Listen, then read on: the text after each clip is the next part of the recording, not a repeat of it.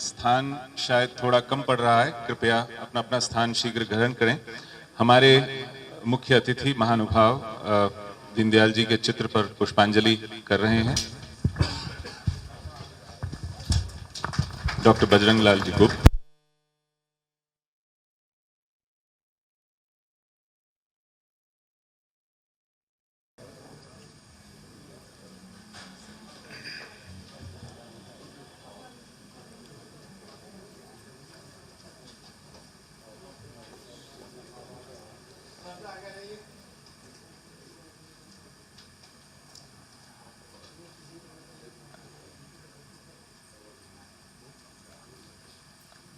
अगले साल पंडित दीनदयाल उपाध्याय जी का जन्म शताब्दी वर्ष हम लोग मनाएंगे, लेकिन एक साल पहले ही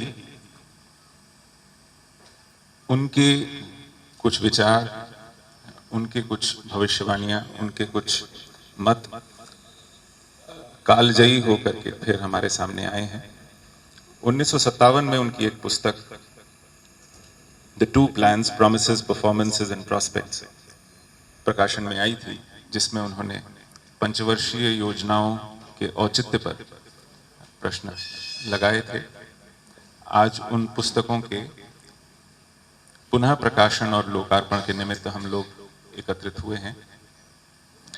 इसके लिए श्रीमती निर्मला सीतारामन जी को आना था, किन्हीं कारणवश वे आज इस कार्यक्रम में उपस्थित नहीं हैं, लेकिन हमारे बीच मूर्धन्य अर्थशास्त्री डॉक्टर बजरंग लाल जी उपस्थित हैं। हमें उनके विचारों का लाभ मिलेगा। उनके साथ श्री मुरलीधर राव भी हैं, जो वर्षों तक अर्थनीति और अर्थतंत्र के विषय में एक योद्धा की भूमिका में रहे। उनके काम को स्वदेशी जागरण मंच के माध्यम से हम लोग जानते, देखते, सुनते आए हैं। मैं सबसे पहले अनुरोध करूंगा श्रीमती स्मिता शर्मा जी से, जो एकात्म भवन के निदेशक मंडल की सदस्य हैं, कृपया एक पुस्तक वृंद से श्री मुरलीधर राव जी का स्वागत करें। मुरलीधर राव जी आजकल भारतीय जनता पार्टी में महासचिव के पद पर हैं।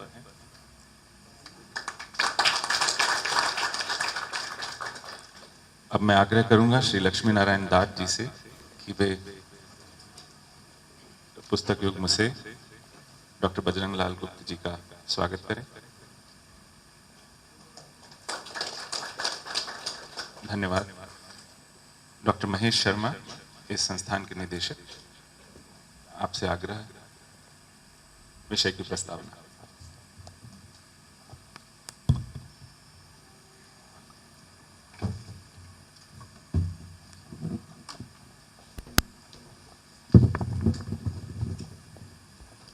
इसको ठीक कर सकते हैं क्या? ठीक करो इसको। आप जिसको करना वो करेंगे।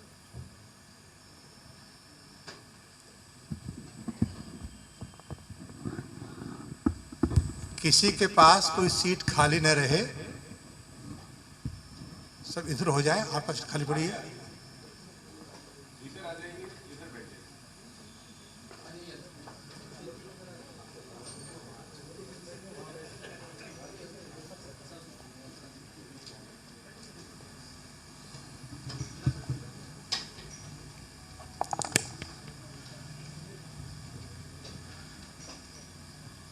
स्थान छोटा है, काफी नौजवान कार्यकर्ता बैठे हुए हैं। आपके पास कुर्सी खाली पड़ी है, आप आ जाइए। हाँ हाँ, पंडितों की समस्या बहुत बड़ी भारी।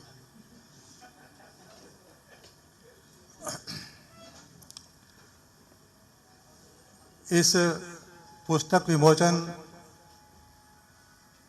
समारोह के अध्यक्ष आदरणीय डॉक्टर बजरंग लाल जी गुप्त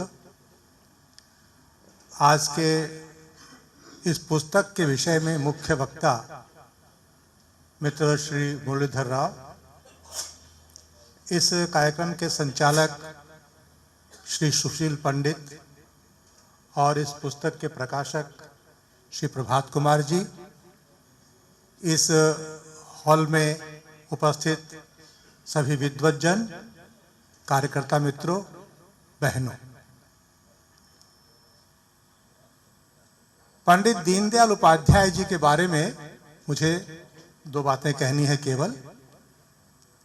पुस्तक के बारे में मैं कुछ नहीं कहने वाला हूं, केवल इतना ही कि पंडित दीनदयाल उपाध्याय ऐसे व्यक्ति थे कि जो काम उनके जिम्मे आया उस काम के अनुकूल अपने को बनाना, अपने को ढालना, यह उनके ज़हन में था। और इसलिए आप लोगों ने एक कविता सुनी होगी,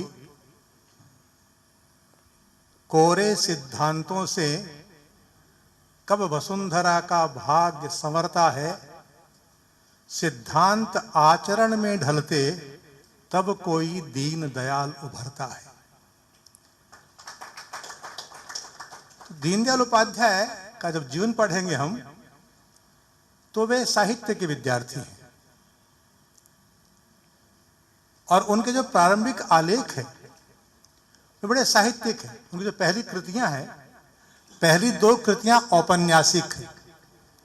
सबसे पहली पुस्तक उनकी है सम्राट चंद्रगुप्त मौर्य, जिसमें वो एक पराक्रमशील राष्ट्र की कल्पना प्रस्तुत करते हैं और उसके लिए नायक बनते हैं चाणक्य और चंद्रगुप्त। दूसरी उनकी पुस्तक उपन्यास है, वो है जगतगुरु शंकराचार्य, जिसमें वो राष्ट्र की सांस्कृतिक एकात्मता को शंकर कैसे बिल्डअप करते हैं इसका वर्णन करते हैं। फिर उनके जो प्रारंभिक लेख है जो राष्ट्र धर्म में प्रकाशित हुए हैं, तो वे हैं भारत की राष्ट्रधारा का पुण्य प्रवाह, चिति, सटायर है 144, ये सब साहित्य, ललित साहित्य है वो। तो जहां उनमें एक वैचारिक और दार्शनिक प्रगल्भता है, तो उस जमाने के उस साहित्य को पढ़ेंगे आप तो पाएंगे कि यदि दीनदयाल उपाध्याय साहित्यकार ही बने रहते तो वे इस देश के उच्च कोटि के साहित्यकार होते। ये इन दोनों पुस्तकों को पढ़कर ध्यान में आएगा। लेकिन 1951 के घटना चक्र में वो राजनीति में आ गए। राजनीति में आए तो राजनीति में आने पर इस बात की जरूरत हो गई कि जिस सांस्कृतिक राष्ट्रवाद को वे व्यक्त करते हैं, जिस भारतीयता के विचार को वो व्यक्त करते हैं, वह भारतीयता का विचार और वह राष्ट्रवाद राजनीति के पटल पर कैसे प्रस्तुत हो। तो राजनीति में जो चलती बातें थी, चलते तर्क थे, चलते तर्क थे, उनको उन्होंने स्वीकार नहीं किया, उनके सामने झुके भी नहीं और उन्होंने अपना परिचय स्वयं दिया और वो इन्होंने कहा, मैं राजनीति में संस्कृति का राजदूत हूं। भारतीय संस्कृति ये राजनीति में कैसे रिफ्लेक्ट हो, कैसे प्रतिबिंबित हो। और इसलिए बहुत जरूरी हो गया कि कोई पॉलिटिकल पार्टी यह बिना अर्थ नीति के, बिना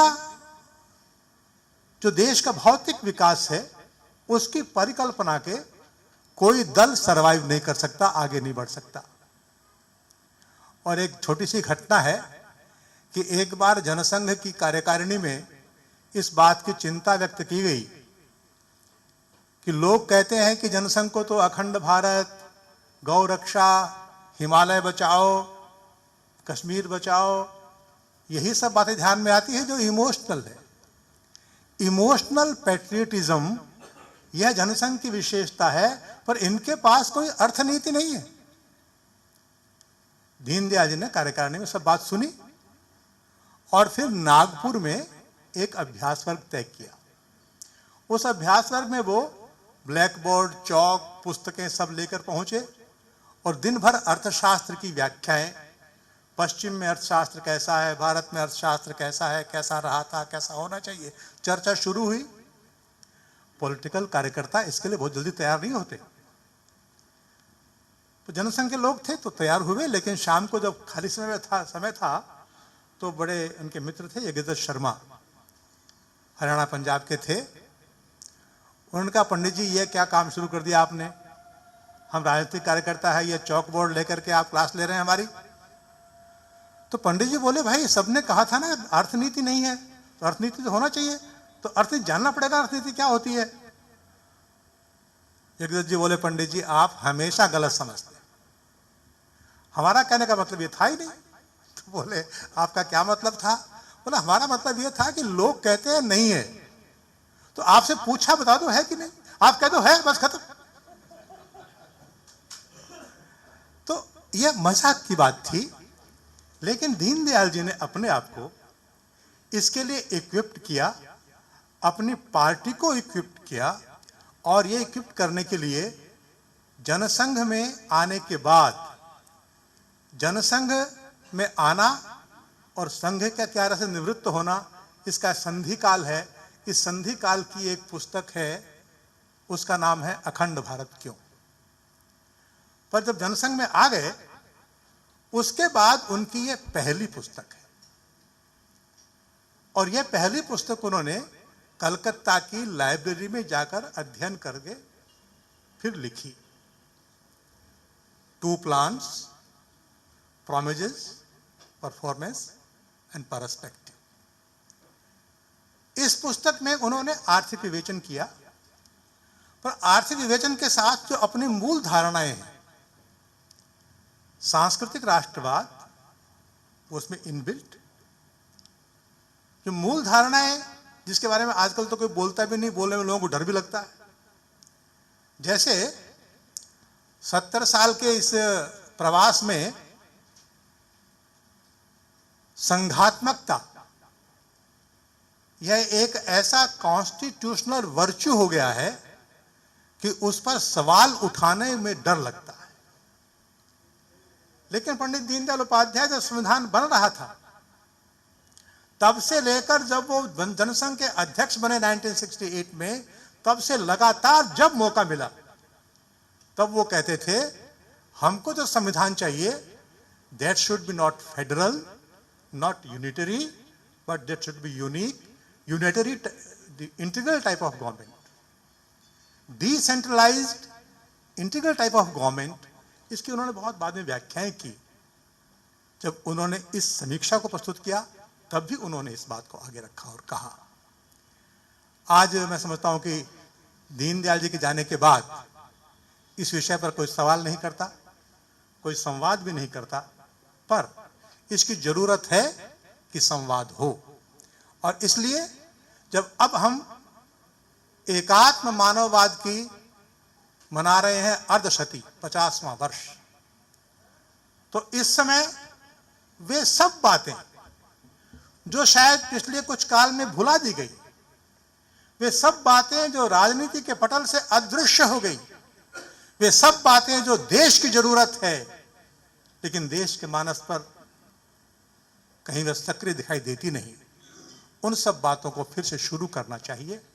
अगला वर्ष दीनदयाल शताब्दी वर्ष है, तो यह पहली पुस्तक जो अनुपलब्ध हो गई थी, प्रभात प्रकाशन के अपने कार्यकर्ता हैं प्रभात जी, उन्होंने अनुग्रह पूर्वक इसे प्रकाशित किया। और जहां हम बैठे हैं, एकात्म मानव प्रतिष्ठान, इस प्रतिष्ठान में उसको थोड़ा सा हम लोगों ने री एडिट किया है। प्रारंभ में जो मूल पुस्तक है, मूल पुस्तक में कुछ उस वक्त की जिन्होंने भी प्रूफ रीडिंग किया होगा, कुछ किया होगा, बहुत सी गलतियां थी, उनको भी दुरुस्त करने की कोशिश की है। और यह पहली पुस्तक आज यहाँ लोकार्पित हो रही है, और वे सब पुस्तकें और वे सब विचार जिन पर आज क्षार छाई है, धूल छाई है, हम सब लोग एकात्म मानव प्रतिष्ठान के कार्यकर्ता और हमारे विचार परिवार के सब कार्यकर्ता उस धूल को हटाएंगे और फिर से पंडित दीनदयाल उपाध्याय अपने विचारों के साथ साकार हो जाएं।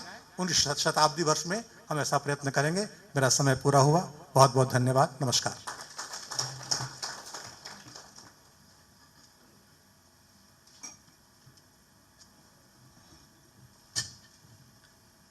महेश जी धन्यवाद। आज के इस कार्यक्रम में जैसा मैंने पहले आपसे अर्ज किया था, श्रीमती निर्मला सीतारामन अपेक्षित थी, किसी कारणवश वे आज नहीं हैं, लेकिन उन्होंने अपना संदेश भेजा है जो मैं आपके सामने पढ़कर सुना रहा हूं। I regret to inform you that due to some exigent circumstances, as agreed, I shall not be able to attend this important event.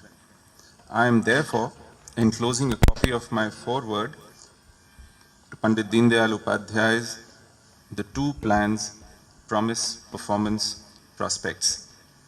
It is indeed a matter of prestige for me that I could become a part of this historic project. I wish the event a great success. मैं अब उनके प्राक कथन को आपके सामने पढ़ देता हूं। It is indeed an honor to write the introductory message for a book as historic as this one, authored by one of the most influential thinkers of modern India. The Two Plans, Promises, Performances, Prospects is Pandit Deendayal Upadhyay's exhaustive examination of the first two 5-year plans of the country, and in the larger sense contains an alternate economic rationale critical of the ways in which the overall regime of policy planning operated under the Nehruvian regime. It exposes the various contradictions that existed in the claims of political establishment of that time with respect to the needs and efficacy of the Planning Commission. The appeal of this book lies in the fact that it completely succeeds in avoiding the generally taken route of rhetoric-based criticism and builds its case solely on the basis of exhaustive analysis of data, in-depth research, and meticulous understanding of the vast and complex policy apparatus of India. Herein lies the prowess of Pandit Deendayal Upadhyay ji's socio-economic thought. His theorization is not based on an imaginary utopia devoid of the realities of the complex societal arrangements. It is rather guided by an unparalleled understanding of the Indian society and its associated social, economic, and political variables. It is the sheer genius of Panditji that the arguments that scholars put forth today to point out the fallacies that have over the years marred the overall process of planning are indeed enlisted by him almost 50 years back. For anyone who wishes to understand the genesis of planning regime in India and its various glaring flaws that ultimately led to the eventual handicap, Panditji offers an unmatched clarity. I wish to thank Dr. Mahesh Chandra Sharma ji and the publishers of the book for ushering us into an educative enterprise of this order, and I am now keenly looking forward to the next half of the book that shall enunciate Pandit Deendayal ji's vision for economic development of the country. Nirmala Sitharaman, Minister of State, Independent Charge for Commerce and Industry.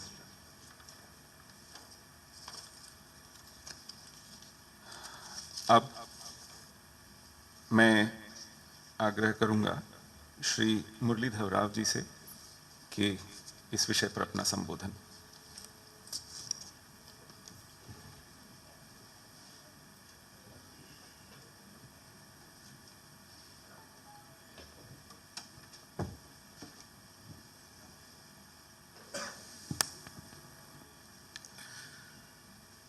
इस कार्यक्रम के अध्यक्ष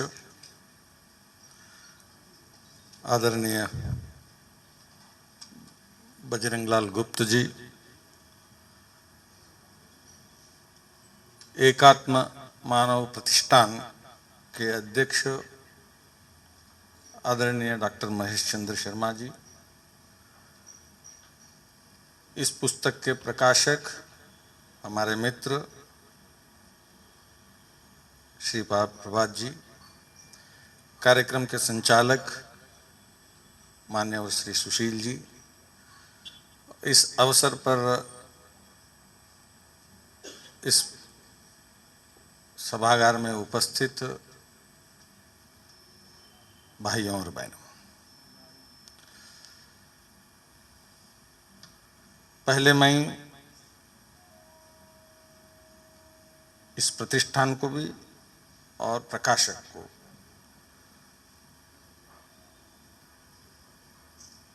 धन्यवाद दे देता हूं और यह अभिनंदनीय कार्य जो इन्होंने किया है, बहुत लोगों के लिए जो दीनदयाल जी के चिंतन से, विचारों से, राजनीतिक दल से जुड़े हुए लोग हो या विचारधारा से भी जुड़े हुए लोग हों, जो कुछ न कुछ अध्ययन करते हैं, रुचि रखते हैं, उन सबके लिए यह पुस्तक तो वास्तव में बहुत वर्षों से उनके लिए उपलब्ध नहीं था। एकात्म मानववाद की जो मोनोग्राम है या थीसिस है या जो प्रस्तुत किया गया विषय है, वो तो बहुत सारे लोग किसी न किसी कार्यशाला में, वर्गों में, कार्यक्रम में सुनते हैं और पढ़ने के लिए उनको उपलब्ध भी होता रहा। लेकिन यह पुस्तक बहुत सारे लोगों के लिए ये उपलब्ध भी नहीं था और महेश जी ने इस प्रकार के कार्यक्रम की जब विषय की चर्चा किया तो मैं स्वदेशी आंदोलन के साथ जब जुड़ा था और उस के निमित्त और उसके दौरान कई बार इस विषय के लिए अध्ययन करना एक आवश्यक ऐसा लगता था, उस समय मैंने उस पुस्तक को कहीं से प्राप्त किया और वो 1998 के 1958 जो पब्लिकेशन है, the two plans, promises, performance and prospects. तो ये बहुत, जैसे महेश जी ने अभी प्रस्तावना में बताया कि यह पुस्तक से पहले उन्होंने जो भी कुछ लिखा है वो अर्थशास्त्र से संबंधित नहीं था। लेख तो लिखे हैं कुछ अर्थशास्त्र से संबंधित आर्थिक विषयों पर, किंतु पुस्तिका के रूप में या पुस्तक के रूप में इससे पहले उन्होंने जो कुछ लिखा है, तो जैसे महेश जी ने कहा कि वो उपन्यास हैं, तो ये पहला पुस्तक है आर्थिक विषय पर। स्वर्गीय दीनदयाल उपाध्याय जी ने 1958 में ये पुस्तक उन्होंने लिखा। मैं पहले इस पुस्तक के कुछ मुख्य अंश के बारे में बात करने से पहले मैं कुछ बातें चर्चा करना उचित समझता हूँ। अभी दीनदयाल जी के ओर से प्रस्तुत एकात्म मानववाद या एकात्म दर्शन, मानव दर्शन, उसका 50वां वर्ष और अगले वर्ष शताब्दी वर्ष हम मना रहे हैं। टू प्लान्स में जो हमारे प्लानिंग डायरेक्शन को प्रभावित करने वाले या प्रेरणा स्रोत रहे हैं, ऐसे जवाहरलाल नेहरू जो इस देश के पहले प्रधानमंत्री रहे और इस देश को प्रारंभिक 17 वर्ष देश का नेतृत्व करने का मौका उनको मिला था। उनका 125वां जन्म शताब्दी के कार्यक्रम हम अभी मनाना प्रारंभ किया। तो बहुत ऐसे विरले होते हैं कि जिन लोगों को राजनीतिक नेतृत्व करने का मौका मिलता है और उनके जीवन में ही राजनीतिक नेतृत्व आंदोलन के उसमें करते करते देश का नेतृत्व बागडोर संभालने का मौका मिलता हो। ऐसे कई लोगों को ये भाग्य उसमें नहीं होता है। कई लोग आंदोलन चलाते हैं और उसके बाद वो उससे निर्मित कोई पार्टी हो क्या विचारधारा हो, वो कई बार सत्ता में आती है। लेकिन विश्व में ऐसे कई जगह हुआ, केवल भारत में हुआ ऐसा नहीं है। तो जवाहरलाल नेहरू ऐसे हैं कि जो देश के स्वतंत्रता आंदोलन का उन्होंने नेतृत्व किया और देश स्वतंत्र हो गया तो स्वतंत्र भारत का सरकार का नेतृत्व करने का उनको मौका मिला।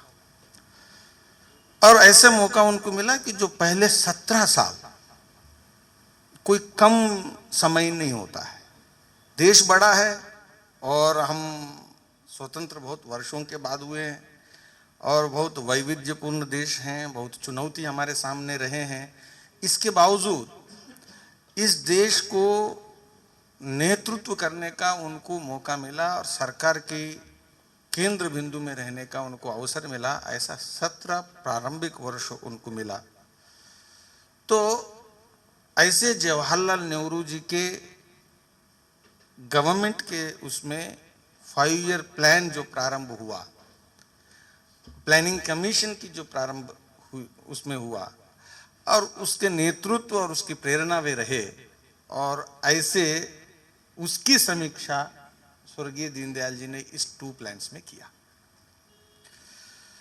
1958 में जब पुस्तक लिखी तो उस समय उन्होंने उसमें क्या कॉन्ट्रडिक्शंस रहे हैं, आप एक बात कल्पना करिए। आज हम उस बोझ से मुक्त हैं, बौद्धिक दृष्टि से भी और उसकी भावात्मक दृष्टि से भी। जो विश्व के अंदर समाजवाद के एक प्रभाव उस समय था, समाजवाद एक सफल राजनीतिक चिंतन की एक प्रभाव पूरे विश्व भर में था और उसके उसी फाउंडेशंस पर कई स्टेट्स निर्मित हुए और कई स्टेट्स संचालित होते रहे ग्लोबल उसमें। और उस समय इतने बड़े देश की इतने सफल नेता माने जाने वाले और एक बहुत ताकतवर राजनीतिक party with lot of popular banking, ऐसे व्यक्ति के नेतृत्व में जो इंस्टीट्यूशन को खड़ा किया गया उसको दीनदयाल जी, जिसकी राजनीतिक दृष्टि से उस समय प्रोफाइल न पार्टी की प्रोफाइल थी न पार्टी की जब प्रोफाइल नहीं थी तो दीनदयाल जी ऐसे व्यक्ति नहीं थे कि जो स्वतंत्रता आंदोलन की कोई नेतृत्व उपज नहीं और ऐसी कोई राजनीतिक छवि नहीं है। तो ऐसे में दीनदयाल जी कितने मुक्त और अपने कन्विक्शंस में गहरे थे, आप इसको अंदाज लगा सकते हैं कि वो इस प्रकार की क्रिटिकल एनालिसिस को उस समय उन्होंने लिपिबद्ध करके पुस्तिका के रूप में जनता के सामने छोड़ा। So the contribution of Deen Dayal ji we have to take in this context. Then it becomes we will be rightly evaluating the strength of his convictions and the sharpness of his intellectual probe and his capacity to probe and scan everything, और उसमें moral strength कितना था इसको मैं पहले आपके सामने रखना चाहता हूं। विदाउट दिस बैकग्राउंड ये it becomes a simple academic exercise. दूसरी महत्वपूर्ण मैं बात आपको कहना चाहता हूं कि मुझे किसी पत्रकार ने अभी 2-3 दिन पहले पूछा कि is RSS is trying to utilize the opportunity that you have now in the government to mainstream your leadership. ऐसा मुझे किसी ने पूछा कि जो आपकी लीडरशिप अदरवाइज मेन स्ट्रीम की नहीं है तो इसलिए is it utilising the opportunity that you are in the government so you are trying to mainstream your leadership and convert them into कि project them into icons of the society, icons of the nation. ऐसा तो मैं उस संदर्भ में आपको और एक बात कहना चाहता हूं। Now again I am putting a different angle here कि 125 वर्ष नेहरू जी की जन्म शताब्दी देश मना रहा है, मनाना चाहिए। I am not questioning his integrity and his commitment and his sense of sacrifice for the nation, there should not be any doubt on that, but it should not make us in any manner clouding our the capacity to judge, his capacity to direct the country, where he has faltered and where he has contributed in a significant way. ये बात को भी हमें समझने की ये बहुत अच्छा अवसर है। एक ऐसे हैं दीनदयाल जी, उस समय जनसंघ, जैसे महेश जी ने कहा कि कोई इकोनॉमिक फिलॉसफी नहीं है ऐसा कहते थे, या उस समय कहता था कि लोग कहते थे कि आप लोग उटोपियन हैं या काल्पनिक है और इनके पास कोई तर्क नहीं है। ऐसे बैकग्राउंड में हमारे आर्गुमेंट्स को लेने की स्थिति थी उस समय, as if what he was talking the socialism is not utopian, it is in the grasp of the regime and we have been able to establish। ऐसा उनको लगता था कि सोशलिज्म यूटोपियन नहीं है, और दीनदयाल जी जो कह रहे हैं वो यूटोपियन है, वो रिटरिक है, ऐसा उनको लगता था। आज this is the best time and the society can जज कि आज जो इस समय पूरे दुनिया में सोशलिज्म की क्या स्थिति है, और जिस सोशलिज्म की हमने प्लानिंग कमीशन के ओर से जो भी डायरेक्शन दिया 1952 में और विशेषकर 1956 के बाद, तो नेहरू जी ने जो भाषण दिया कि कंस्ट्रक्टिंग दी सोशलिस्टिक सोसाइटी, ये जो नेहरू जी ने कहा था, आज हमारे ने इस दीनदयाल जी की जो धारा है उस विचारधारा के प्रतिनिधित्व करने वाला या सोचने वाले, उसको कुछ कहने की जरूरत नहीं है। जो सरकार इस फाउंडेशंस पर इतने साल चलाया या इंस्टीट्यूशंस को चले, वो सब ने ये माना है कि भाई वो तो केवल यूटोपियन है, not implementable, and almost now everybody has accepted it is a failure. Spirit of the socialism की बात नहीं कह रहा हूं मैं, स्पिरिट ऑफ द सोशलिज्म की भाई सब समानता, समता युक्त समाज, एगैलिटेरियन, तो वो तो सब जगह रहती है और हर रिलीजन के पीछे है, हर रिलीजन के आधार है, हर मत संप्रदाय के भी आधार है। लेकिन जो इंस्टीट्यूशनल स्ट्रक्चरल जो स्ट्रक्चर को जो रिकमेंड किया है वो आज सभी जगह विश्व में फेल है, और देयर इज नो लेगेसी और देयर इज नो कंटिन्यूएशन, और आज इंक्लूडिंग भारत। इसलिए देश के प्रधानमंत्री प्लानिंग कमीशन की जब डिसकंटिन्यूएशन की बात कही, तो मुझे नहीं लगा कि देश में कोई उसके लिए मातम मनाते हुए दिखा कि nobody is there to mourn. तो ये इसका मतलब है दीनदयाल जी ने 1958 में या 1953 में लेखों में लिखना प्रारंभ किया, और 1958 में पहले पुस्तिका में जो लिखा टू प्लान्स में, वो आज 2014 और 15 में हम खड़े होके देखते हैं तो दीनदयाल जी सही सिद्ध हुए और जवाहरलाल नेहरू जो है वो सही नहीं हुए। So who is the main stream leader? Who has really grasped the social dynamics correctly? Who has judged the society, Indian society correctly? अगर जो ये बात हम सोचते हैं तो हम सब मानते हैं कि भले उनके जीवन काल में उनकी कहे हुए बातों को समाज ने नहीं माना होगा और सरकारों ने नहीं माना होगा, राजनीतिक दल और विचारों ने नहीं माना होगा, और उनको लगा होगा कि वो राजनीतिक दल और विचार काल्पनिक हैं और यूटोपियन हैं, लेकिन आज हम उस दर्शन के 50वें वर्ष मनाने की स्थिति पे आज इस पुस्तिका को फिर से प्रकाशित कर रहे हैं। तो मुझे लगता है कि this is the correct book now which can explain why planning commission is not here in India, is scientific and based on scientific foundations, और उनकी डायरेक्शन सही नहीं है और सही नहीं था। ये बात आज अभी कोई और पुस्तक नहीं, ये पुस्तक पर्याप्त होता है।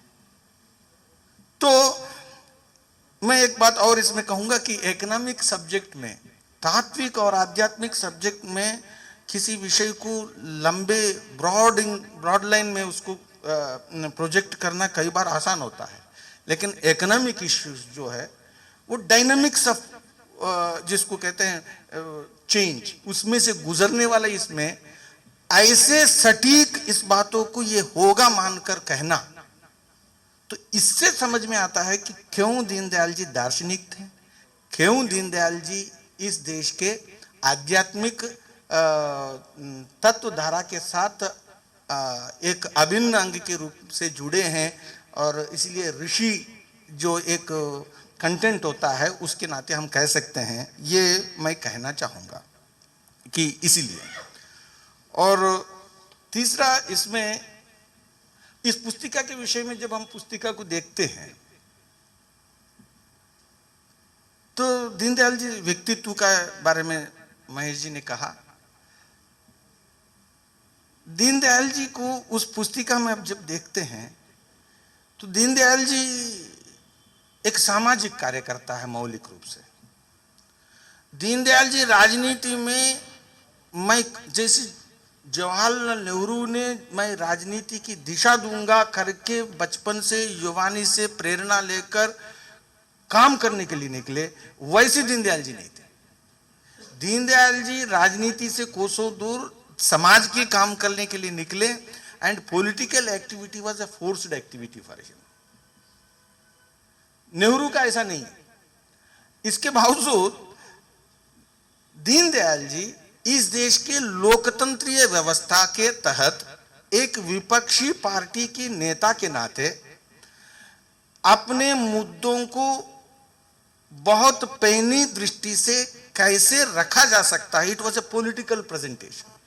ये पुस्तक जो है, इट इज नॉट केवल ये एब्स्ट्रैक्ट एकेडमिक प्रेजेंटेशन नहीं है। एक पॉलिटिशियन, जिसको कहते हैं एक सर्जन, अपने नाइफ को कहाँ काटना है उसको मालूम होता है, और कहाँ उसको सर्जरी के नाते उसको आगे बढ़ाना उसको मालूम होता है, वैसे टू प्लान्स को वो विवेचना करते समय जहां जहां उसको मौका मिला और जहां उनको ध्यान में आया, वहां हर जगह उन्होंने राजनीतिक नेतृत्व का अपने जो दायित्व कहिए, जो काम कहिए, उसको प्रदर्शित किया है। बहुत सारे लोगों को लगता है कि दीनदयाल जी पॉलिटिशियन नहीं है। जिस सेंस में चालू भाषा में पॉलिटिशियन को आप पॉलिटिशियन मानते हैं, तो उस पॉलिटिशियन तो दीनदयाल जी ना चाहते थे ना रह सकते थे। लेकिन परम पूज्य गुरु जी ने जिसको प्रेरणा दिया कि राजनीति में जाने के लिए, इस पुस्तक को पढ़ने के बाद ध्यान में आता है कि उनका निर्णय सटीक था।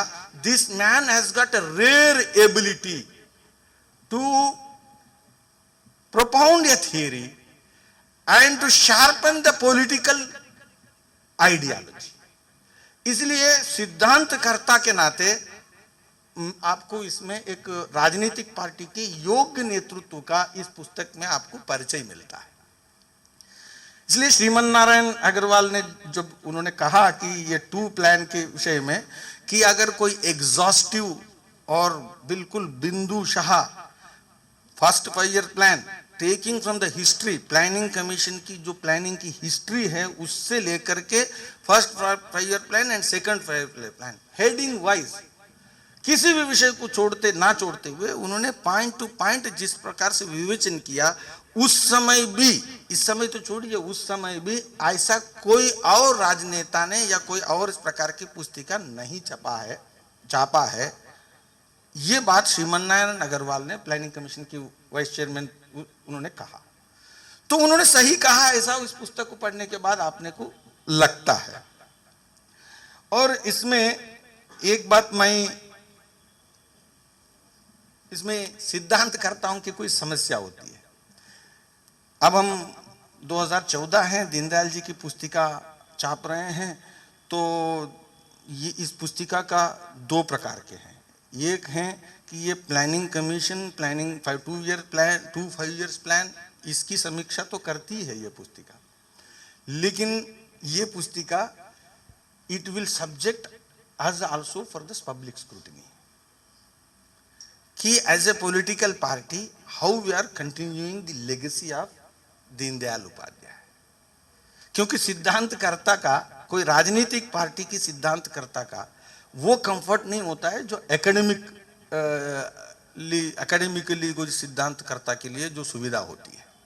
इसलिए पॉलिटिकल पार्टी की सिद्धांतकर्ताओं की ये चुनौती होती है कि पॉलिटिकल पार्टी एक बहुआयामी जो शक्तियां होती है कि इट इज नॉट कि आप ही काम कर रहे हैं, ऐसा नहीं होता है।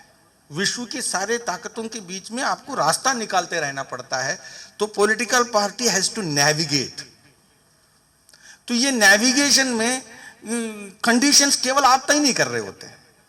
तो ऐसे में आपको फ्यूचर लीडरशिप जो बाद में आते हैं उन सब के लिए भी कि वो स्पिरिट को हम कैसे ले जा रहे हैं। तो ये 2 प्लान्स, इसीलिए इस देश के वर्तमान प्रधानमंत्री जी ने प्लानिंग कमीशन को जब डिसमेंटल करने की घोषणा की, तो मुझे लगता है कि दीनदयाल जी की 2 प्लान्स में जो उन्होंने कॉन्ट्रडिक्शंस की मौलिक रूप से कहा और यहाँ तक आते आते उसका उपयोगिता जो है वो पूरा हो गया, और इसलिए वो काम इस पार्टी के नेता के ओर से होना, मुझे लगता है कि ये एक नियति का एक राह होगा। प्लानिंग कमीशन, इसमें कि प्लानिंग को उन्होंने कोई नहीं होना चाहिए, क्योंकि प्लानिंग के विषय में उन्होंने बहुत विवेचना किया है कि कैपिटलिज्म में भी क्या है। लेकिन इस देश में मैं जरूर कहूंगा कि नेहरू जी ने प्लानिंग को जब इंट्रोड्यूस किया तो इसमें कई पॉजिटिव तर्क भी हैं, और इसमें कैपिटलिस्ट सोसाइटीज और कम्युनिस्ट सोसाइटीज के भी जो भी तर्क होते हैं, लेकिन इसमें जो भी हैं, लेकिन एक लॉन्ग कॉलोनियल हिस्ट्री के बाद हम जब स्वतंत्र हुए हैं तो विकास प्राप्त करना है। तो जो भी हमारे पास उपलब्ध साधन और संसाधन, इन सबको देखते हुए कि हमें एक प्लानिंग के माध्यम से बहुत कम समय में हमें यह प्राप्त करना चाहिए, जब ये कहा तो स्वाभाविक रूप से कि मुद्दा प्लानिंग होना चाहिए नहीं होना चाहिए ये कोई नहीं हो करके, वी शुड बेस द जो क्रिटिसिज्म है या जो भी है वो it must be based on the content of the planning, not the concept of the planning. कि भाई प्लानिंग पर से कोई विरोध करना या नहीं, ये मुद्दा नहीं होना चाहिए कि कंटेंट के antagonism and protagonism must be based on कि भाई what is the content of the planning. तो ये एक दूसरा, एक कई बार क्या होता है कि प्लानिंग इम्प्लिसिटली सोशलिज्म के साथ बहुत जुड़ा हुआ है, और डेमोक्रेसी के बारे में जब भी बात होती है तो कई बार डेमोक्रेसी इम्प्लिसिटली ऐसा माना गया है कि जहां जहां डेमोक्रेसी पनपी है वहां कैपिटलिज्म साथ चला। इसलिए बहुत सारे लोगों को यह लगा कि democracy and capitalism are wedded, कि वो सहज है, और प्लानिंग एंड सोशलिज्म भी इसी प्रकार से इंटीग्रेटेड है, ऐसी कई धारणा रही है। इसलिए जब हम कुल मिलाकर के सोशलिज्म के ओर जब जाएंगे प्लानिंग के माध्यम से, तो ये बात है कि democracy as a political framework ये हमारे देश में रहेगा या नहीं रहेगा, ये भी बहुत चर्चा चली। तो उसमें कुल मिलाकर के कि how deeply democracy is rooted in the society, तो ये कहा। लेकिन कुल मिलाकर के जब ध्यान में आता है कि दीनदयाल जी ने जितने भी तर्क दिए हैं बीच में जाकर कॉन्ट्रडिक्शंस में, वो यहाँ पर भी हैं कि इनहेरेंटली इस देश में पॉलिटिकल डेमोक्रेसी, भले हम 1947-1952 में हमने आगे बढ़ाया होगा, लेकिन हमारे पास सोशल डेमोक्रेसी इस देश में उपलब्ध रही है। और इसी प्रकार से देश में जो प्लानिंग कमीशन की इतनी कॉन्ट्रडिक्शंस होने के बाद भी हम दीनदयाल जी के कहे हुए बात सत्य होते जा रहे हैं और नेहरू जी की कहे हुए गलत होते जा रहे हैं। इसके कारण है कि दीनदयाल जी ने जितने सुझाव दिए हैं वो सुझाव कॉन्सेप्चुअल, कोई कहीं से आसमान से नहीं है, वो एग्जिस्टेंस में सोसाइटी में रही है, अभी भी है, वर्तमान में भी है। सेल्फ एम्प्लॉयमेंट सेक्टर के बारे में उन्होंने फर्स्ट प्लान में भी और सेकंड प्लान में भी किस प्रकार से नेग्लेक्ट किया है, इसका पूरी विस्तार से उन्होंने विवेचना की।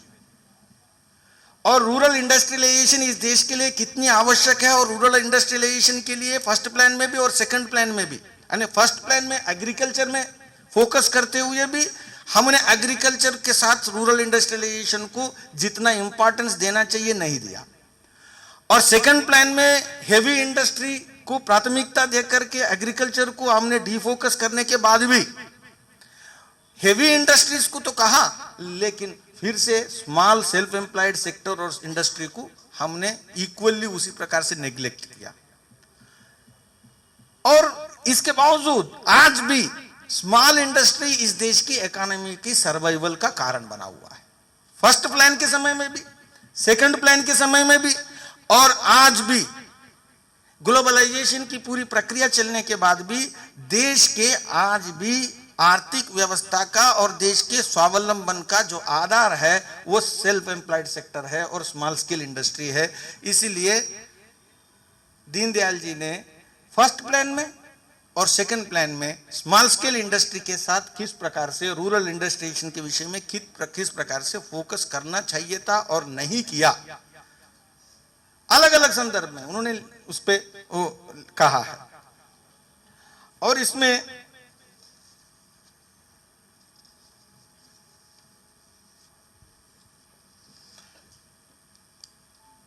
स्वाभाविक रूप से एक इंपॉर्टेंट इसमें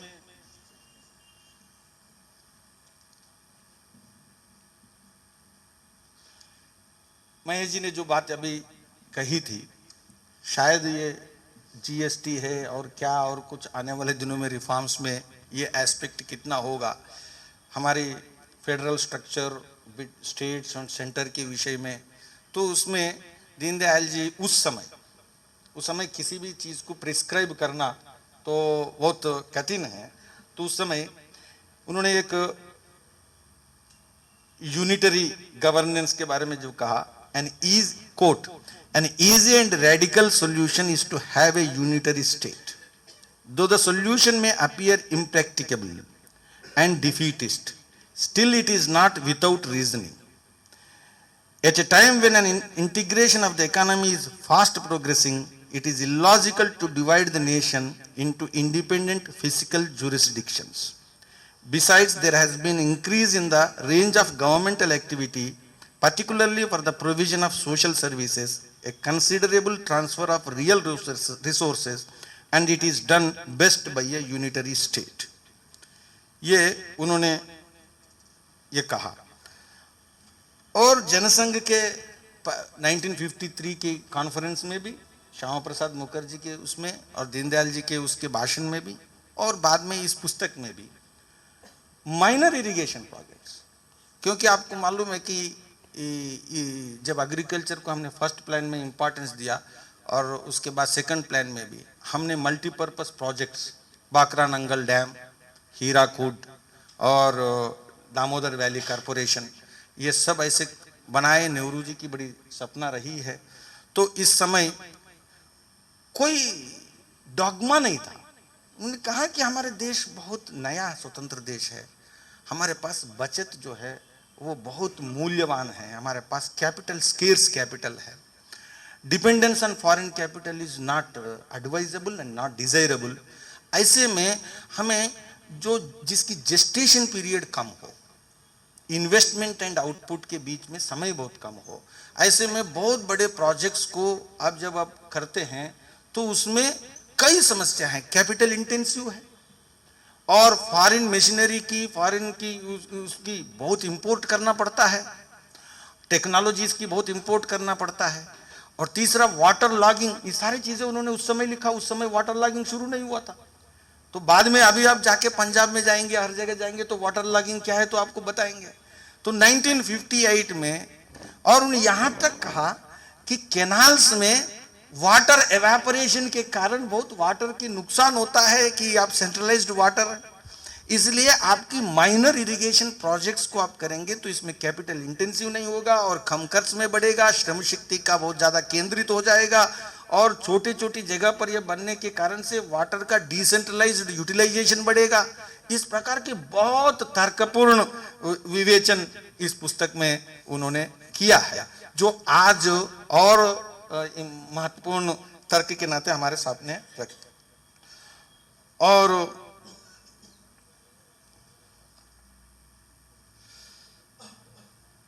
नेहरू ने जो मैंने कहा कि we should develop towards socialist structure of the society, जो बाद में पहले कांग्रेस की अवधि रेजोल्यूशन जो रहा, और उसमें जे बहुत इंटेलिजेंटली इन चीजों को उपयोग किया, केवल एकेडमिक नहीं है।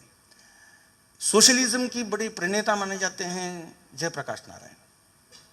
इसीलिए महालनोबिस को जब प्लानिंग कमीशन का डॉक्यूमेंट बनाया, प्लान फ्रेम, और उस समय जो जयप्रकाश नारायण ने जो कहा इस विषय में, उसको इस पुस्तक में कोट किया है। दीनदयाल जी खुद भी कह सकते थे, लेकिन जयप्रकाश नारायण ने जो कहा वो कोट किया है कि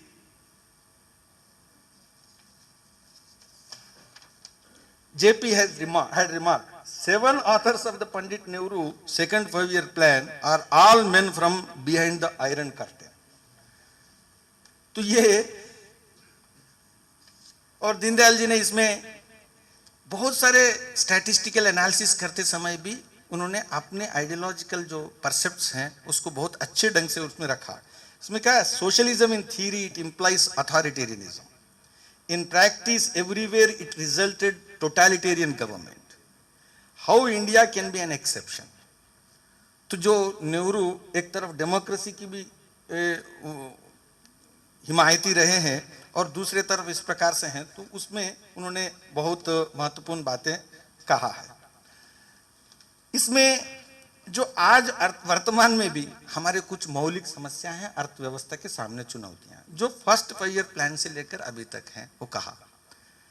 ट्रेड डेफिसिट, हमारे देश की अभी भी ट्रेड डेफिसिट एक बहुत बड़ी प्रॉब्लम। हम फर्स्ट 5 ईयर प्लान के समय से लेकर के अभी तक ट्रेड डेफिसिट हमारे लिए हमेशा है कि हम एक्सपोर्ट जो करते हैं उससे ज़्यादा इंपोर्ट करते हैं, और एक्सपोर्ट इंपोर्ट का जो बीच का गैप है वो हमेशा ट्रेड डेफिसिट हमारा सबसे ज़्यादा, और अभी तो बहुत बढ़ती जा रही है। अल्टीमेटली हम इसका क्या करने वाले हैं and how it is going to be a serious problem, ये उस समय भी उसमें उन्होंने विवेचना किया है। तो और उसका मतलब है कि इन्फ्लेशन के बारे में भी, दीनदयाल जी के बारे में अपने साहित्यिक बैकग्राउंड है, लेकिन उन्होंने सारे आर्थिक जो महत्वपूर्ण बिंदु हैं उसके आधार पर inflation, reliance on foreign capital, black money and depend on big capital industry and neglect of स्वदेशी, ये सब बातें उन्होंने उसमें ये किया है।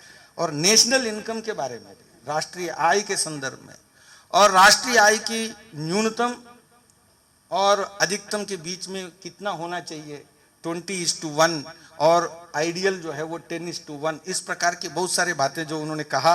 और नेहरू ने किस प्रकार से इन चीज़ों को, हालांकि वो सोशलिज्म की जो बात करने वालों को ये करना नहीं चाहिए, लेकिन कई बार इसका विरोध किया है। तो इस प्रकार से इस पुस्तक में एक पॉलिटिकल प्लान को एक राजनीतिक पार्टी के नेता के नाते मौलिक रूप से, जिसको कहते हैं विश्लेषण करते हुए, एक वैकल्पिक आर्थिक चिंतन और दिशा इस पुस्तिका में उन्होंने संकेत रूप में हर जगह देते गए।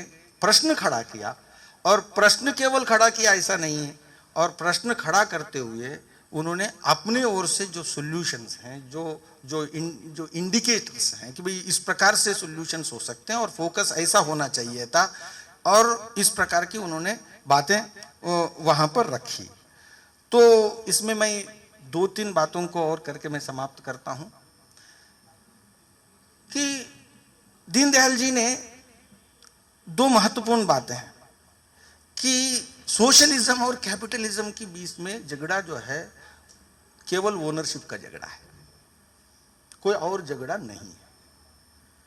ओनर कौन होगा यही झगड़ा है, और कोई झगड़ा नहीं है। सरप्लस कैपिटल का ओनर कौन है, बेसिक प्रॉब्लम यह है। सरप्लस कैपिटल का ओनर है कैपिटलिस्ट, तो कैपिटलिज्म है। सरप्लस कैपिटल का ओनर कैपिटलिस्ट होने से शोषण होता है, इसीलिए स्टेट अप्रोप्रिएट करना चाहिए and state should become the owner, तो सोशलिज्म है। दीनदयाल जी ने कहा कि प्रॉब्लम ये नहीं है, इसमें कोई मौलिक डिफरेंस नहीं होगा। मौलिक है कि भारत के जो आर्थिक विषय हैं कुल मिलाकर के समाज और जो सोच और मानवता है वो अर्थ केंद्रित नहीं है।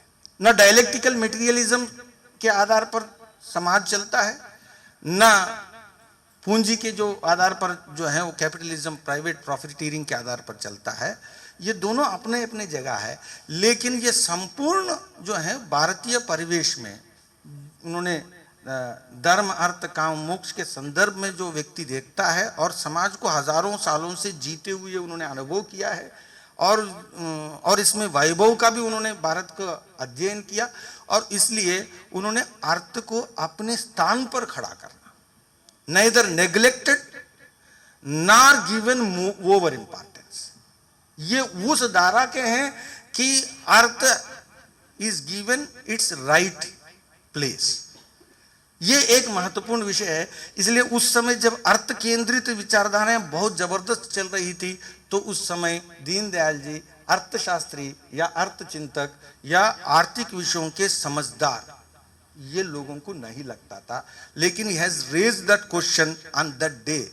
और बाद में आकर के कि कैपिटलिज्म भी, ना capitalism is the capitalism today, ना सोशलिज्म इज सोशलिज्म। तो मैं उसमें अभी विस्तार से मैं नहीं जाऊंगा, लेकिन ये एक इंपॉर्टेंट विषय है। दूसरा, विकेंद्रीकरण इस पुस्तिका में बहुत विस्तार से उन्होंने डील किया है, और राजनीतिक लोकतंत्र जैसे विकेंद्रित व्यवस्था है, उसी प्रकार आर्थिक लोकतंत्र भी, सेपरेशन इज इम्पॉसिबल, कि centralization of polity and decentralization of economy is impossible.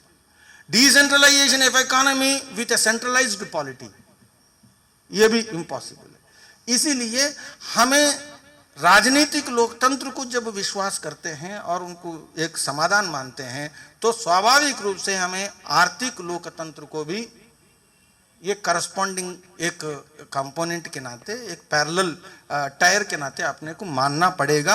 Otherwise हमारे पास एक प्रकार के स्थिर और विकास के ओर हम नहीं बढ़ पाएंगे। ये विकेंद्रीकरण के विषय में उन्होंने बहुत विस्तार से कहा। और इसमें सेल्फ एम्प्लॉयड सेक्टर और स्मॉल इंडस्ट्री और हेवी इंडस्ट्री, इसके विषय में मैं एक बात कह के समाप्त करता हूं कि वो हेवी इंडस्ट्री किसी भी प्रकार से कहीं भी कुछ भी बिल्कुल नहीं होना चाहिए, ऐसा नहीं था, उन्होंने नहीं कहा। टेक्नोलॉजी की कभी टेक्नोलॉजी नहीं होना चाहिए, उन्होंने नहीं कहा।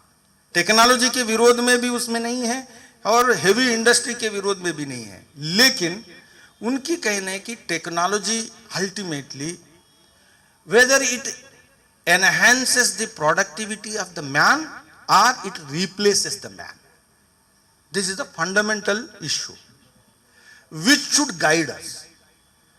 टेक्नोलॉजी पर से हम कोई समर्थक और विरोध नहीं, ultimately technology, we are not living for the technology, technology is for us. तो इसीलिए कि हमें अपने देश के अंदर आर्थिक व्यवस्था के साथ जब हम बात करते हैं, तो उसमें हम अपने देश के लोगों की उत्पादकता बढ़ाना, और उसके कारण उनके अंदर उत्पादकता बढ़ाने के पीछे दो है, उनके आय, व्यक्ति की आय बढ़े और व्यक्ति की आय के कारण उनकी मिनिमम आवश्यकताएं पूर्ति हो। किंतु वो आइडियल सिचुएशन नहीं है। आइडियल सिचुएशन ये है कि व्यक्ति की आंतरिक संतुष्टि बढ़े और उसके अंदर से जो आविष्कार करने का जो एक भूख रहता है उसकी संतुष्टि हो, उसके लिए हमारे पास माध्यम बढ़े। तो इस प्रकार के इस पुस्तिका में जगह जगह उन्होंने इसकी अंतर विरोधों को रेखांकित करते हुए उन सब बातों को इस पुस्तिका में उन्होंने प्रस्तुत किया। मैं फिर से इस संक्षिप्त अवसर पर आदरणीय महेश जी को और यहाँ पर हमारे एकात्म जीवन दर्शन और एकात्म मानवता के दर्शन स्वदेशी आंदोलन में और बाद में भाजपा में काम करते हुए मैं ऐसे दो महानुभावों की उपस्थिति में मुझे अवसर मिला कि दीनदयाल जी उपाध्याय पर पूरे देश में आप कहीं भी जाएंगे तो दीनदयाल जी उपाध्याय की कोई भी बात कहेंगे तो उसका रेफरेंस पॉइंट है महेश चंद्र शर्मा हमारे लिए, और उन्होंने पीएचडी इस पर किया। और दूसरा कि जैसे आपने अभी संचालक महोदय ने कहा कि हमारे जो आर्थिक चिंतक के रूप में और हमारे मार्गदर्शक के रूप में आदरणीय बजरंग लाल जी अध्यक्षता हैं कर रहे हैं, और दोनों के उपस्थिति में मुझे अवसर मिला। मैं आप सबको एक बार धन्यवाद देता हूं, और साथ में मैं दोबारा एक अभिनंदन करता हूं कि इतनी महत्वपूर्ण पुस्तिका और सही समय पर प्लानिंग कमीशन की डिसमेंटल या डिसकंटिन्यूएशन होने के अवसर पर, फॉल ऑफ प्लानिंग कमीशन, इस समय पर ये पुस्तक हम सब के लिए, पढ़ने वालों के लिए भी और मीडिया वालों के लिए भी उपलब्ध कराया। तो प्रकाशक को भी और प्रतिष्ठान को भी मैं फिर से धन्यवाद देता हूं। आप सब लोगों को फिर से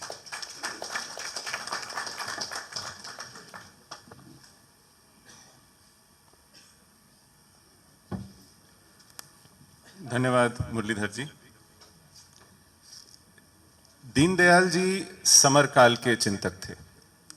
जिस समय यह पुस्तक आई, पूरा विश्व लगभग एक द्वंद्व की सी स्थिति में था। शीत युद्ध अपने चरम पे था और लगभग और 25-30 वर्ष बढ़ता गया।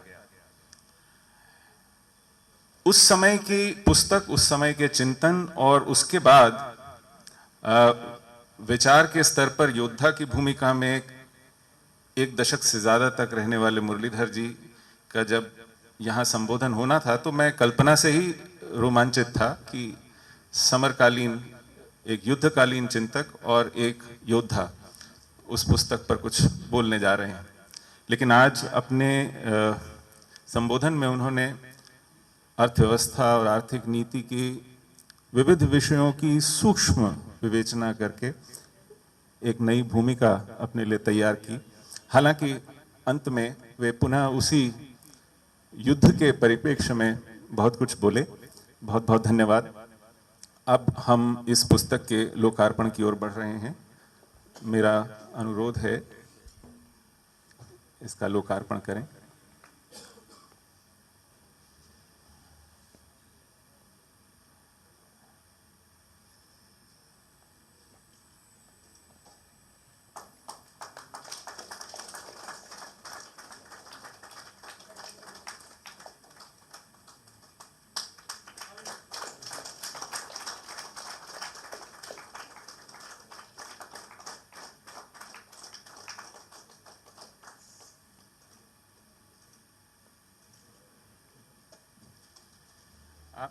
आप सबकी जानकारी के लिए दीनदयाल जी का एकात्म मानव दर्शन, उस पर जो पुस्तक है वह आज एक विशेष मूल्य 125 रुपए पर बाहर एक प्रति उपलब्ध है। इसी तरह आज वैसे 350 की है, तो आप जरूर खरीदिए।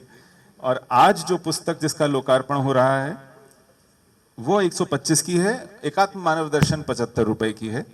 ये दोनों पुस्तकें बाहर उपलब्ध हैं, जाने से पूर्व जरूर देखिए और खरीदिए।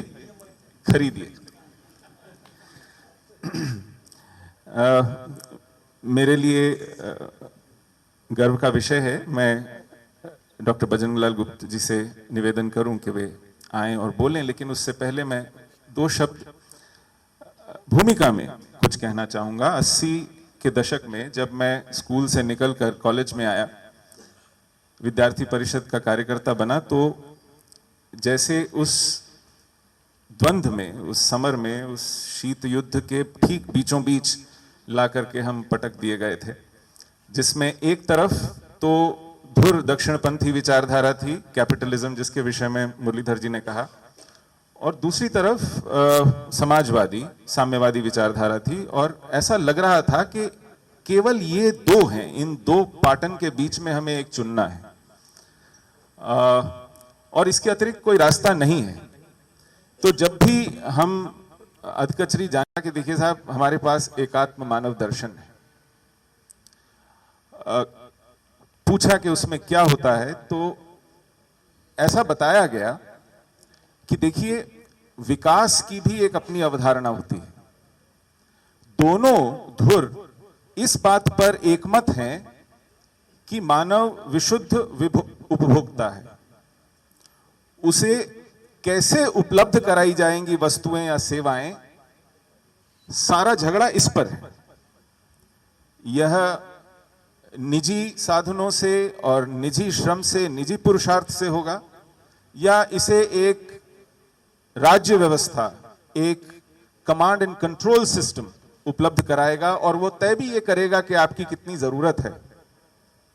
तो इन दो मोटी बातों के बीच लगभग सब कुछ झूल रहा था कि 1994 तक आते आते एक पुस्तक आई, end of history and the last man standing, कि साहब ये अब झगड़ा खत्म हो गया है।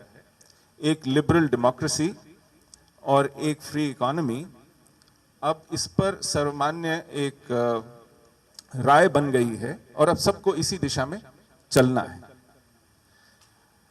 ऐसा करते करते हम लगभग यहां पर भी उसी निष्कर्ष तक पहुंचते दिखाई पड़ते हैं कि विकास क्या है, किस चिड़िया का नाम है, वो कैसे होता है अलग बात है, लेकिन है क्या, आप किस स्थिति को विकास कहेंगे, इस पर भी लगता है बहस लगभग खत्म हो गई है।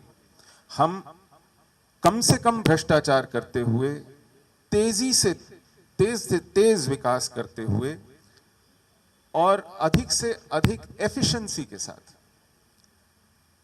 कर पाए तो हम बेहतर हैं।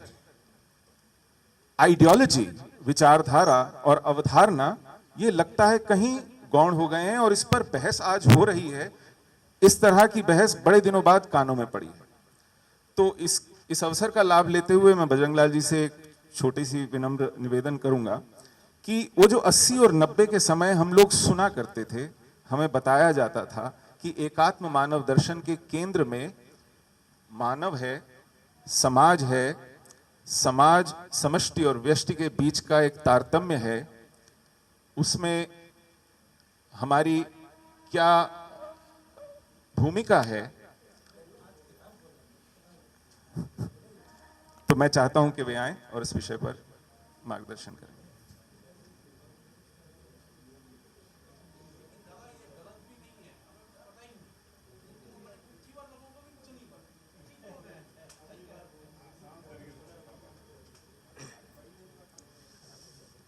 आज के कार्यक्रम के मुख्य वक्ता आदरणीय मुरलीधर जी और इस कार्यक्रम की संकल्पना के सूत्रधार आदरणीय डॉक्टर महेश चंद्र जी, प्रभात जी, सुशील जी, बहनों और भाइयों, अभी रेफरेंस आया कि कार्यक्रम का स्थान छोटा है। ये बात तो सच है, कार्यक्रम का स्थान छोटा है, पर इस छोटे स्थान पर जिस पुस्तक का विमोचन किया गया उसका संदेश बड़ा है, व्यापक है, और उस संदेश को ही सुनने और समझने के लिए हम लोग छोटे स्थान पर बैठकर ही नहीं, खड़े रह करके भी तल्लीनता से सुन रहे हैं। मेरे लिए कठिनाई यह है कि मुरलीधर जी का मुख्य वक्ता के नाते से मुख्य भाषण हो गया और महेश जी का प्रास्ताविक हो गया, और मैं केवल कार्यक्रम का अध्यक्ष हूं। तो अध्यक्ष ने विशेष बोलना नहीं होता है, बोलने वालों को साधुवाद देना होता है। एक और भी कठिनाई है, मैं दीनदयाल जी को जब जब थोड़ा बहुत पढ़ता हूं और पिछले कुछ वर्षों से अपने देश में चलने वाले आर्थिक क्रियाकलापों, आर्थिक नीतियों की दिशा को देखता हूं, तो मैं कंफ्यूज हो जाता हूं, संभ्रम में पड़ जाता हूं। दीनदयाल जी समझ में नहीं आते मुझे। वो 50-60 साल पहले दीनदयाल जी ने जो कुछ कहा होगा, उनको तो आधुनिक जमाने की कोई समझ थी नहीं। अब जमाना तो इतने आगे बढ़ गया है, उस बात का गीत अब हम क्यों गाए, ऐसा एक प्रश्न उपस्थित होने के कारण से मुझे दीनदयाल जी सामान्य तौर से समझ नहीं आते। तो मैं एक समझदार आदमी के पास गया कि दीनदयाल समझ में नहीं आता, समझा सकते हैं क्या? तो उसने मुझे कहा कि दीनदयाल जी को समझने के लिए भारतीय मन और मानस चाहिए, तुम्हारे पास है क्या? दीनदयाल जी को समझना है तो पश्चिमी मन और मानस से नहीं समझ सकते दीनदयाल जी को। दीनदयाल जी को समझने के लिए भारतीय मन और मानस चाहिए।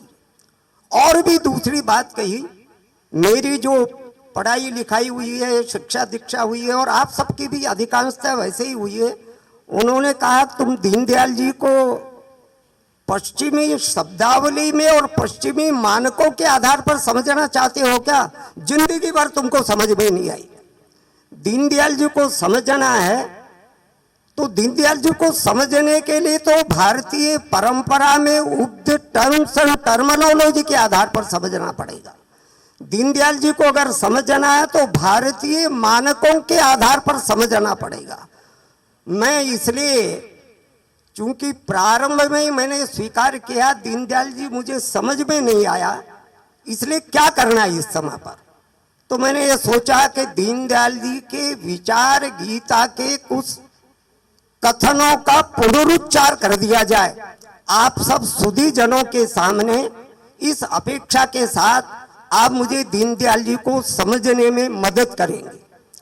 जिस पुस्तक का हमने विमोचन किया है उसके प्रीफेस में ही दीनदयाल जी ने कहा कि अपने देश की योजनाओं को बनाने में तो बड़े बड़े एक्सपर्ट लगे, बहुत बड़े बड़े अर्थशास्त्री लगे, बहुत बड़े बड़े राजनेता लगे, बड़े विद्वान लोग लगे, बड़े जानकार लगे, पर कुछ समय के बाद ही वह योजना अपने लक्ष्य से भटक क्यों गई, वो असफल क्यों हो गई, उसका विवेचन दीनदयाल जी करते हैं। मैं कोट करता हूं दीनदयाल जी को, but the facts of the situation point two this unfortunate conclusion that even the so called most intelligent people in the country have either lost the capacity of independent thinking, Deendayal बोल रहा है, they lost the capacity of independent thinking, और आगे बोलते हैं, और have no courage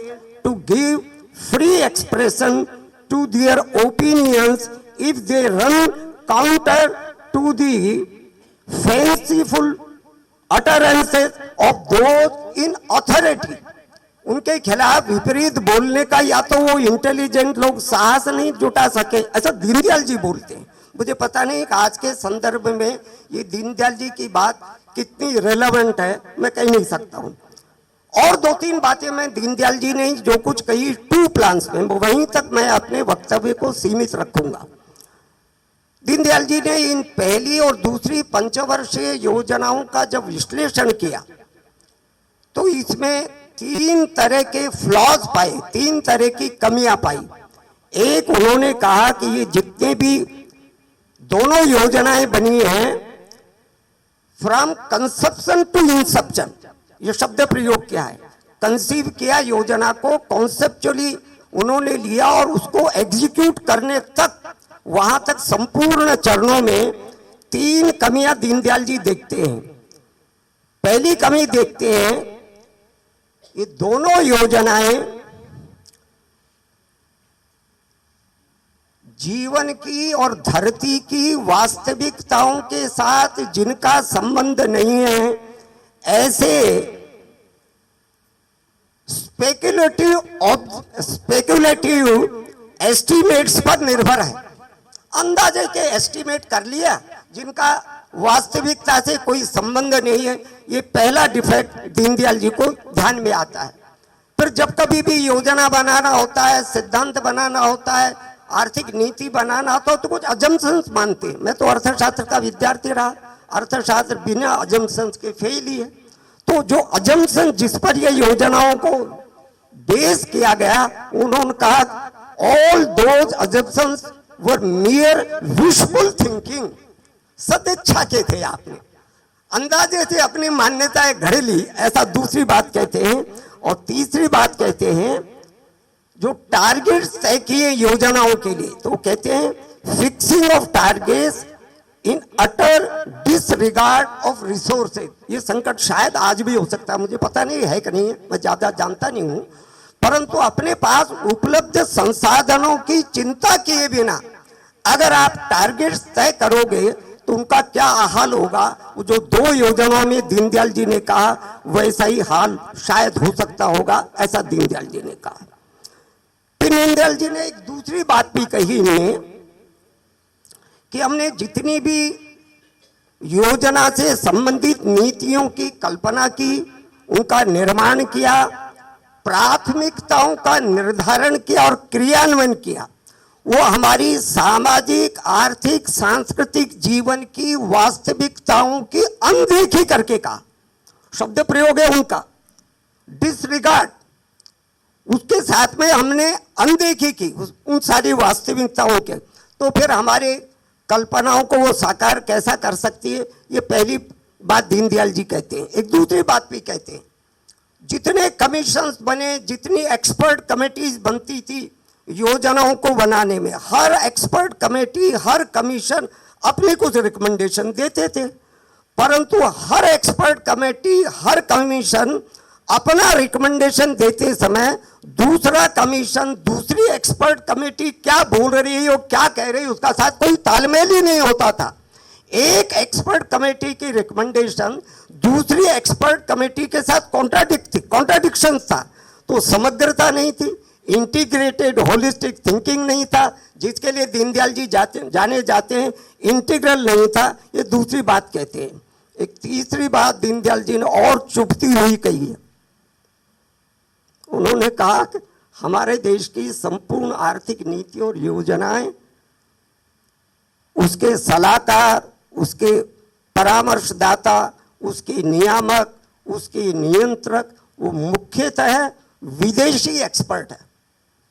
पता नहीं दीनदयाल जी नासमझी के आधार पर क्यों ये बात कह गए, परंतु उन्होंने कहा दीनदयाल जी ने, इसलिए मैं दीनदयाल जी के बारे में ही कुल मिलाकर के बोल रहा हूं। दीनदयाल जी कभी कभी बीच में कहते हैं कि देश और योजनाएं स्लोगन्स के आधार पर चल रही, नारों के आधार पर चल रही है, और खास तौर से पिछले अनेक वर्षों से हम देखते हैं, कुल मिलाकर हार्वर्ड एजुकेटेड, हार्वर्ड प्लेस्ड और हार्वर्ड रिलेटेड आदमी को ही हमारे यहाँ एक्सपर्ट माना जाता है। ठेठ भारतीय तो अनजान है, अज्ञान है, समझ ही नहीं है साधारण व्यक्ति को। संपूर्ण प्लान का ढांचा ये सोच करके खड़ा किया गया है, ये गांव में रहने वाला, ये बस्ती में रहने वाला, ये छोटी जगह पर रहने वाला आदमी, ये अज्ञान है, अपढ़ है, अनजान है, कोई इसको समझ ही नहीं है। उसको प्रगति कैसे होना चाहिए, वो अपनी प्रगति के बारे में कुछ अकल ही नहीं रखता है, इसलिए उसकी प्रगति की ठेकेदारी प्लानिंग कमीशन के पास है, अथॉरिटी के पास है, हमारे पास में। ऐसा दीनदयाल जी ने कहा। कुल मिलाकर ये भी भारत की योजनाओं को बनाते समय कहीं गड़बड़ हो गया है क्या, ऐसा दीनदयाल जी बोलते हैं। फिर दीनदयाल जी सब प्लान परिभाषाओं के संबंध में बहुत विस्तृत विवेचन करते हैं, मैं विस्तार से नहीं जाऊंगा। प्लान कॉन्सेप्ट एज सच के बारे में दीनदयाल जी कहते हैं, मुझे कोई कॉम्प्रिहेंसिव डेफिनेशन योजना की मिली ही नहीं। संपूर्ण प्लान लिटरेचर में, संपूर्ण इकोनॉमिक्स के लिटरेचर में प्लानिंग किसको कहेंगे, प्लान किसको कहते हैं, इसकी कोई कॉम्प्रिहेंसिव सटीक परिभाषा मिली ही नहीं है। फिर भी हम कुल मिलाकर के अपने इस योजनाओं के बारे में चला रहे हैं और कुछ न कुछ कर रहे हैं। एक और बात दीनदयाल जी ने इस संबंध में कही है, उन्होंने कहा कुल मिलाकर अगर हम देश के बारे में विचार करना चाहते हैं तो संपूर्ण योजनाएं और संपूर्ण आर्थिक नीतियों, उसके प्रकार, स्वरूप और सीमाओं, ऐसे 3 शब्द प्रयोग करते हैं। Form of planning, form of economic policy, उसका क्या रहे और उसका स्वरूप क्या रहे और उसकी सीमाएं क्या रहे। सीमाओं के बिना हम कई बार अतिवादी दृष्टिकोण अपनाकर आर्थिक नीति लाते हैं तो ठीक नहीं है, ऐसा दीनदयाल जी बोलते हैं। फिर दीनदयाल जी ने इकोनॉमिक प्लानिंग के बारे में और देश की सामाजिक सांस्कृतिक समझ और व्यवस्थाओं के संबंध में क्या कोरिलेशन रहना चाहिए, अच्छा दीनदयाल बोलता, मैं नहीं बोल रहा हूं, मैं बार बार मैं कह रहा हूं, मैं नहीं बोल रहा हूं, दीनदयाल बोल रहा है। मुझे तो समझ में नहीं आया दीनदयाल क्या बोलता है, पर जो बोल रहा है वो मैं सुना रहा हूं। तो दीनदयाल बोलता है, we have also to determine and decide whether economic planning should be subservient to social and political planning. Deendayal बोल रहा है, should it be subservient to social and political planning, or the social and political values should simply be a foundation of economic values? Should we aim at economic welfare? बहुत महत्व की बात बोल रहे हैं, पता नहीं महत्व की है कि नहीं, पर दीनदयाल बोल रहा है. Should we aim at economic welfare, sacrificing our democratic values and human and cultural ideals? Underline करिए, ह्यूमन एंड कल्चरल आइडियल्स, ऐसा दीनदयाल बोलते हैं. तो दीनदयाल ने आगे बोला, वो दो स्कूल ऑफ थॉट जिसकी चर्चा कहीं कहीं संकेत में हुआ, एक जिसको सोशलिस्ट यानी मार्क्सिस्ट स्कूल ऑफ थॉट चला और एक दूसरा स्कूल ऑफ थॉट चला. तो यहां भी दीनदयाल जी बड़े महत्व की बात बोलते. Again I quote Deendayal, quote, whether belonging to the Marxist school or otherwise समझते हैं, or otherwise whether professing faith in democracy or not, have all failed to give a solution to the real problem. दोनों ही fail हो गए, दीनदयाल जी बोलते हैं इस प्रकार से.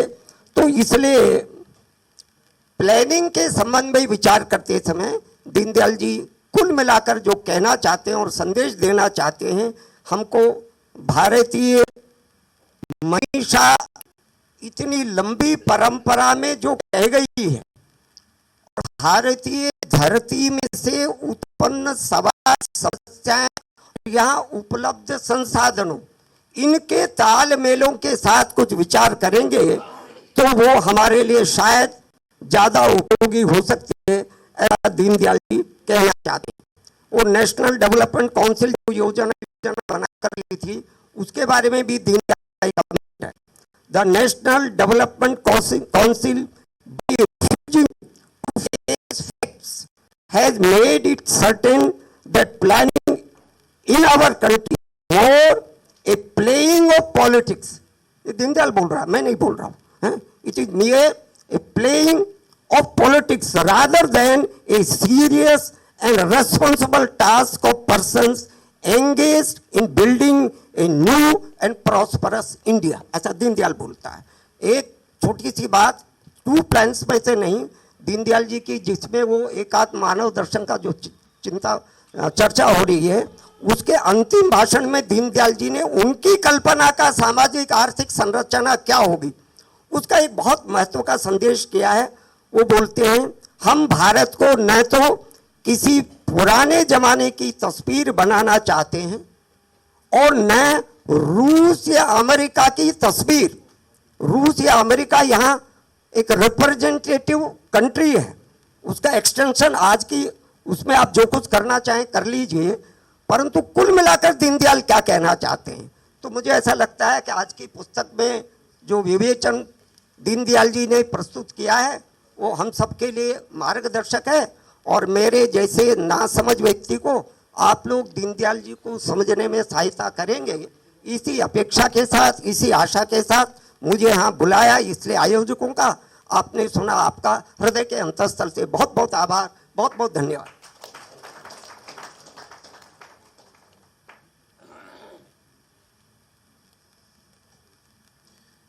धन्यवाद बजरंगलाल जी. मैं अब आग्रह करूंगा श्री प्रभात जी से कि वे आएं और धन्यवाद ज्ञापन करें.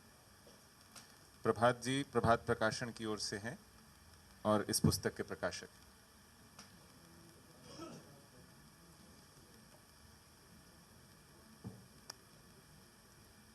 आज के समारोह के अध्यक्ष माननीय बजरंगलाल जी, मुख्य वक्ता आदरणीय मुरलीधर जी, आदरणीय महेश जी भाई साहब, सुशील जी, और यहाँ उपस्थित सभी गणमान्य अतिथि, मैं आप सबका हृदय से आभारी हूँ कि इस एकात्म मार्गदर्शन अनुसंधान प्रतिष्ठान और प्रभात प्रकाशन के आयोजन में आप आए. हमने दीनदयाल जी की थाती को सहेजने का ये प्रयास किया है. मैं महेश जी से अक्सर चर्चा करता हूँ कि दीनदयाल जी का जो वाङ्मय प्रकाशन की प्रक्रिया में है, वो लगभग 8000 पृष्ठों का होगा या उससे अधिक भी हो सकते हैं. तो इतनी बड़ी थाती हमारे पास है, अब वो सामने आनी चाहिए. ये बड़ा दायित्व हम लोगों पर है, उसे हम पूरा कर पाएंगे, आप सबका हमको सहयोग चाहिए. ये आज का कार्यक्रम उस श्रृंखला की पहली कड़ी है। इस नाते से मैं यहाँ सबसे आह्वान करता हूँ कि इस महायज्ञ में आप सब हमें सहयोग करिएगा। ये कार्यक्रम सफल करने में जिन बंधुओं ने सहयोग किया, मैं उनका भी आभारी हूँ। प्रिंट और इलेक्ट्रॉनिक मीडिया का भी आभारी हूँ मैं। यहाँ कार्यक्रम के बाद बाहर जलपान की व्यवस्था है, आप लोग सब जलपान करके जाइएगा। हार्दिक आभार। जस्ट टू रिमाइंड, एकात्म मानव दर्शन 75 रुपए, 2 plans 125 rupees।